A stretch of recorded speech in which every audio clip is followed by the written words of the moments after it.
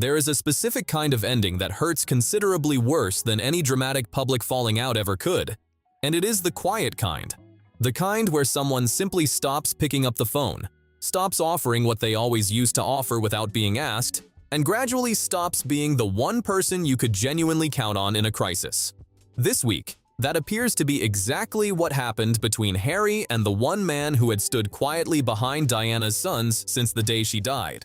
Elton is actually quite upset with Harry for several reasons. Elton John did not become part of this family's story through business, through Meghan's circle, or through anything connected to the last 5 years of Montecito reinvention. He was there decades before any of that, at the piano in Westminster Abbey, rewriting his own biggest song in real time for a funeral watched by 2 billion people. And in the years since, by every account, he became something closer to a substitute father figure than a celebrity friend. I have been told that he actually has asked Elton to give him some money for Invictus. Elton has said no. Now, according to what is circulating widely out of London this week, that specific relationship has apparently hit its limit, with Elton reportedly making it plain to Harry that he is not, in his own words, a bank. I want to spend genuine time working through how a friendship this old actually arrives at a point like this one, because relationships built over 3 decades do not collapse over a single bad week in isolation. They collapse because of what that specific week finally reveals about a much longer pattern that had been quietly building underneath it all along. Harry may have to spend millions, because loser typically pays when you lose a lawsuit in the UK, and he, to put it frankly, got his ass handed to him by this judge. Start with what triggered this specifically. 8 days ago, Harry left a London courtroom having just lost the largest legal battle of his adult life. 97 individual claims against the Daily Mail's publisher, every one of them rejected. The combined legal costs attached to that loss are now being estimated above £50 million, and Elton's name sits directly on that bill because he had agreed early on to help fund the case alongside Harry. What reportedly happened next is the part that actually broke things. With that bill still landing, Harry apparently approached Elton again. Not about the legal cost this time, but with an entirely separate request. That, according to the reporting, is the moment the relationship actually cracked. Some people have said he's going really off his rocker. This has been so bad. It's literally the week where nothing went right. It's his worst week in 30 years. This has 30 years of history behind it, and I think it deserves proper context rather than being compressed into a single viral headline. We are going to go through how Elton went from performing at Diana's funeral to reportedly shutting the door on her son, what this specific legal disaster is genuinely costing everyone connected to it, and why 4 words might end up being remembered as one of the more quietly devastating things ever said to a prince. To understand why this rejection apparently landed as hard as it did, you have to understand this was never a typical celebrity friendship built on proximity and photo calls. Elton's affection for Diana was genuinely real and consistently sustained for years before her death, not something that conveniently appeared only in the emotional aftermath of tragedy, the way some celebrity friendships tend to retroactively deepen once cameras start paying attention. When she died, he rewrote his own most recognizable song specifically to sing at her funeral, performed it in front of what was then the largest television audience in history, and somehow held himself together through the entire thing while the cameras stayed on him. That specific performance of Candle in the Wind raised more than $47 million for her memorial fund, and he never sang that version publicly again, not once, across nearly 3 decades since. He said more than once that the song belonged only to her from that point forward. In the years that followed her death, Elton reportedly remained genuinely and consistently present in the lives of her 2 young sons. He used to have the Bank of England, and now he's got the Bank of Elton. Harry needs a lot of money for Invictus. The only reason he went to England this summer is to raise funds for Invictus Birmingham 2027. He is £25 million short. Not functioning as some distant well-wisher who sends the occasional card at Christmas, but as an actual ongoing presence woven into their upbringing during a period when they badly needed exactly that kind of consistency. David Furnish, his husband, described him at one point in a formal sworn statement as a parental figure specifically to Harry. Sit with that phrase for a moment, because it reframes everything that follows in this story. That is not language people use loosely about a friendly acquaintance. That is language reserved for someone who genuinely filled space left behind by an enormous, irreplaceable loss. There is a specific moment from 2007 that I think tells you almost everything about the actual shape of this relationship, long before any of the current controversy existed. Harry, still young, still carrying grief that had never really settled, asked Elton whether he would perform Candle in the Wind once more, at a concert being organized specifically in his mother's memory. Elton declined. Not out of reluctance to help, but because he judged the song itself too raw, too tied to something that still needed protecting rather than performed for an audience. He played your song instead, and let that carry the moment differently. Long before anything currently being discussed online, Elton was already functioning as the adult in that particular room, shielding a young man from his own grief rather than putting it on display. Harry understood exactly what this relationship represented to him, and he said as much in his own writing. In his memoir, he described Elton with a tenderness that reads as genuinely unguarded rather than performed for the page. "I loved him," he wrote. "I'll always love him." Those are his own words, and they matter for understanding the weight of what has apparently happened since. You lose the case, but I'm saying that he might have lost Elton John. Yes. This, he's apparently, Elton John's told him, this was according to Paul Fry, I think you interviewed. Yeah. I'm not an ATM. Elton showed up at the royal wedding in 2018, instantly recognizable in his signature pink glasses. Up out of his seat at the reception performing Tiny Dancer for the grandson of the woman he had loved for decades. A year later, when the press turned hard against Harry and Meghan following their departure from royal duties, Elton did not stay quiet or wait for careful legal language from a publicist. Within hours, he issued his own signed statement, saying he felt a genuine and deep obligation to shield Harry's family from exactly the kind of press intrusion that, in his stated view, had directly contributed to Diana's death decades earlier. That is not how a fair-weather friend behaves. That is someone repeatedly and publicly placing himself between another person's child and the world, consistently, across roughly 30 years, without needing to be asked twice. Which is exactly why, when word started spreading about how this same man is apparently talking now, so many people who have followed this relationship closely sat up and paid attention. Elton John may be called upon for Harry's legal bills, because the legal bills, and I think we're about to find out in the next week how much he could be up for, could be in the tens of thousands. And that might actually bankrupt him, which would be a disaster, because let's be honest, every venture that these two have been on has been a disaster. I don't know how much money that they're getting. And so Elton, according to Paula, has had enough, because he might be the one that has to bail him out. If this breakdown is giving you real context rather than just the viral headline, the like button helps this channel reach more people looking for exactly that. Hit it and stick with me. Because the part of this story that is not speculation at all, the part sitting in cold print across a 436-page court judgment, is where things get genuinely serious. 8 days ago, a high court judge worked through Harry's major privacy case against the Mail's publisher and rejected the entire thing outright. 97 claims, every single one dismissed. And Harry was far from the only person named on that case. He had assembled a genuinely notable group of co-claimants standing alongside him. Baroness Doreen Lawrence, Elizabeth Hurley, Sadie Frost, and yes, both Elton John and David Furnish, listed right there on the same claimant paperwork. They lost together as a group all at once. He has $4 million from corporates and anonymous donors. He needs $25 million more. And this was supposed to be a big triumphant return. He was going to go glad hand people and really get them to open their wallets. They're not. Losing a case of this size in a British court does not simply mean walking away with bruised pride. It typically means contributing toward the winning side's legal costs as well as your own. The publisher's team has reportedly put that combined figure above £50 million, and by several accounts, the paper's former editor could barely contain his satisfaction once the ruling came down. Here is the genuinely uncomfortable mechanic behind exactly how cases like this one actually function in practice. And I think it is worth taking the time to explain it properly rather than simply skipping past it toward the more dramatic parts of this story. Several of the co-claimants were reportedly told at the outset that they would personally never be liable for costs. Baroness Lawrence reportedly among them.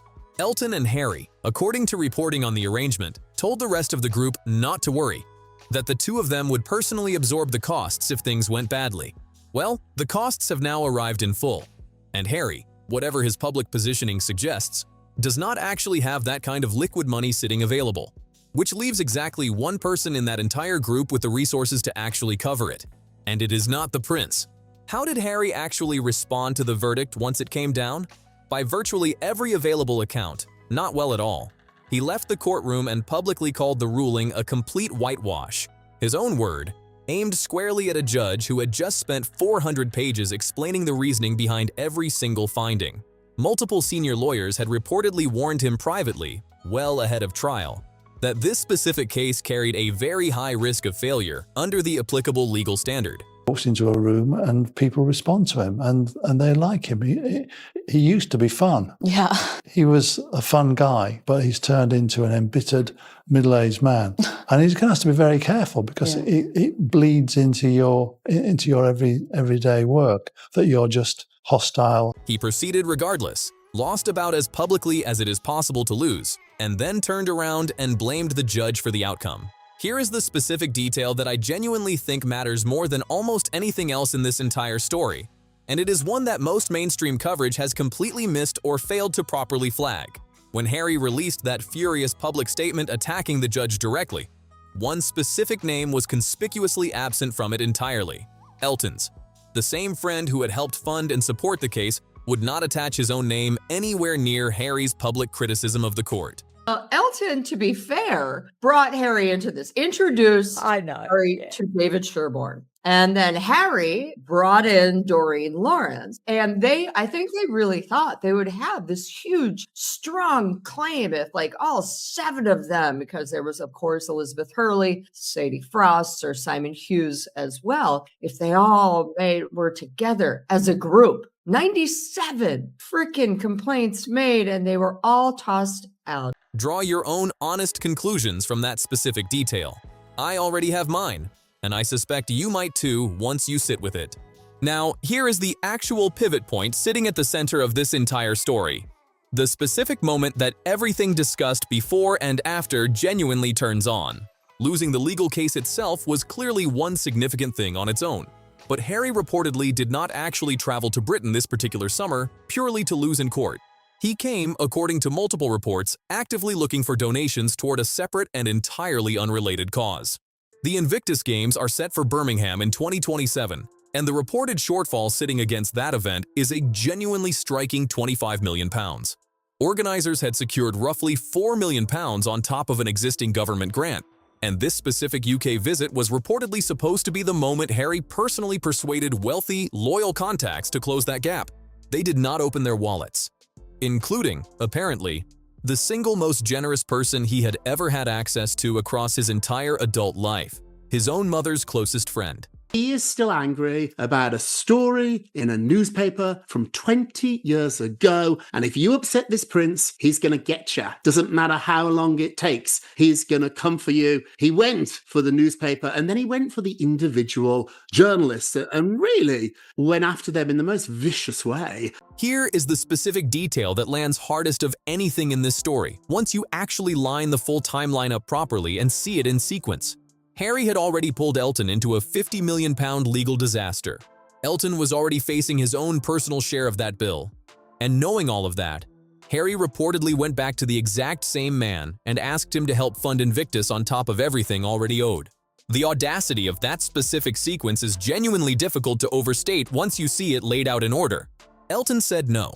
He reportedly said no even before the judge had formally ruled on the Daily Mail case, correctly reading, earlier than most people around this situation, exactly which direction things were heading.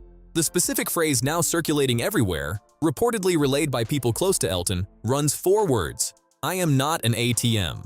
Several commentators have described the dynamic more bluntly still, that the so-called Bank of Elton, after years of quietly funding various causes connected to this family, has now formally closed its account.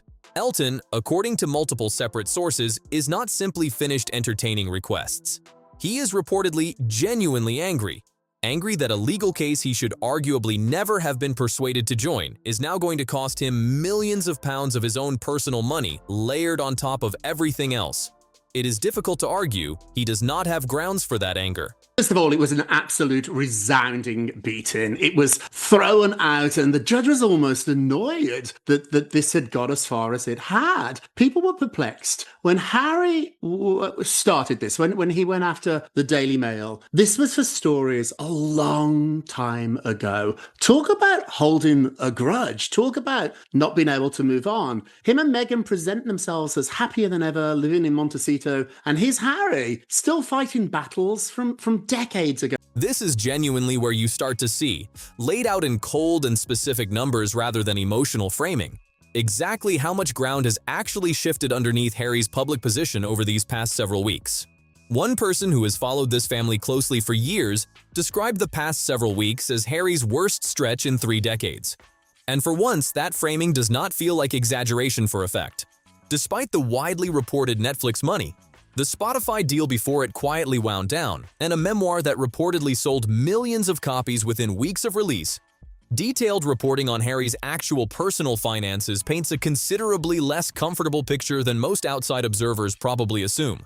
His own personal fortune, money that is genuinely his, separate from any commercial venture, reportedly sits somewhere around $22 million, and the overwhelming majority of that figure traces directly back to inheritance, his mother's estate, and his great-grandmother's on top of it. In a sense, Diana and the late Queen are still, from beyond their own lifetimes, keeping their boy financially afloat. That inheritance is reportedly draining at a genuine pace too, given the security costs he covers personally, the mortgage on the Montecito property, and the ongoing staff required to run that household. This year alone is reportedly costing him upward of $6 million. He separately lost a court fight over his UK security arrangements and reportedly owes close to another $1.5 million connected specifically to that case. This is genuinely a man who appeared on a podcast interview just last week, was asked about as simple and straightforward a question as exists anywhere in ordinary conversation. What do you actually do for a living? And by any honest account of that exchange, could not produce a clean or confident answer to it. He worked through Prince, then veteran, then dad, before eventually settling on Duke, as though a title were itself a job with daily responsibilities attached. It is a genuinely strange moment to watch back, and the friends, from what is being reported, appear to be quietly running their own calculations and heading toward the exit at roughly the same time. This particular pattern has become recognizable and common enough at this point that commentary circulating around it has developed its own actual shorthand term for the phenomenon: getting markled. You begin as one of their most visible and enthusiastic champions. Something shifts somewhere along the way, and without much explanation, you are simply no longer on the list. The Beckhams, Oprah, the Clooneys. Total loyalty, right up until, rather suddenly, it stops. Elton, according to a large portion of the current commentary, is simply the biggest and most emotionally significant name yet to discover that this particular friendship runs warm right up until it meets a very specific, apparently non-negotiable limit. So where does Meghan actually fit into all of this unfolding situation, given how directly it touches her own household? The word reportedly coming out of Montecito is that she is genuinely angry Harry pursued this legal case at all, watching from 5,000 miles away as her husband burned through both money and relationships across the same several weeks. Whether that specific detail holds up under scrutiny is difficult to say from the outside with any real confidence. But it is worth noting she was in no apparent hurry to stand beside him during what has been described repeatedly as one of the worst weeks of his adult public life. One thing I genuinely will not do anywhere in this video is mock or diminish the specific man Harry reportedly approached for money during all of this. Elton John, at 78, is losing his sight, and he has said so himself, plainly and without any self-pity attached to the disclosure. Picture the two of them side by side for a moment. A half-blind man in his late 70s quietly managing his own declining health, and the grandson of a queen arriving at his door asking for another check on top of an already enormous existing bill.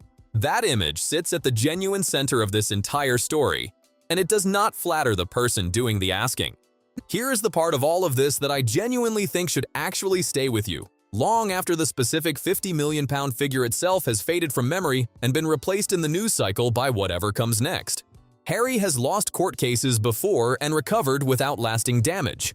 What he appears to have lost this specific month if even part of this reporting is accurate, is something considerably harder to replace. The last person alive who loved him purely for being Diana's son, with nothing tied to the brand, the Netflix deal, or the marriage attached to that affection. Elton John was, by every account of this 3-decade relationship, the final living thread connecting Harry back to his actual mother, someone who held him through grief as a boy, who sang her into the ground in front of the watching world, who repeatedly staked his own name and reputation on Harry's behalf across 30 consistent years. What is now being discussed openly is that Harry apparently burned through even that relationship, drew an elderly man into a legal catastrophe that never needed to happen, and then reportedly asked him for more money on the way out the door. Think honestly, for a moment, about how many individual decisions, made across how many separate years by multiple different people, genuinely have to go wrong in sequence for any story to arrive at a point exactly like this one. Diana's closest surviving friend, the single most reliable and generous person that boy ever had access to, apparently deciding quietly and without drama that enough is finally enough. This was not something done to him by the press. Whatever his instinct might understandably be to point in that direction first, it was not the palace either, and it was not the tabloids specifically that he has spent years publicly blaming for so much of what has gone wrong across his adult life. This is a 78-year-old man who can barely see, quietly closing a door that had remained open without interruption since 1997. The man who sang at Diana's funeral is apparently not willing to serve as her son's personal line of credit, and if even he has stepped back, it raises a genuinely uncomfortable question that follows naturally from everything we have just walked through. What does Harry actually do from this particular point forward, with the court ruling firmly against him, the legal bill still climbing steadily toward its eventual final total, and the last remaining meaningful figure from his own mother's inner circle quietly withdrawing rather than staying close through this difficult period? And underneath that, the harder question nobody in Montecito seems willing to say out loud: if even Elton John has reached his limit, who exactly is left standing, still willing to hold that particular door open going forward? I genuinely want to hand this entire question over to you directly, because I think thoughtful people can reasonably land in different places on it. Tell me honestly in the comments below. Has Elton John finally seen something real and genuinely unflattering in who Harry has quietly become over these past several years? Or is a genuinely decent aging man simply being unfairly pulled into a fight and a financial mess he never should have agreed to join in the first place? Subscribe if you haven't already, and I will see you in the next one.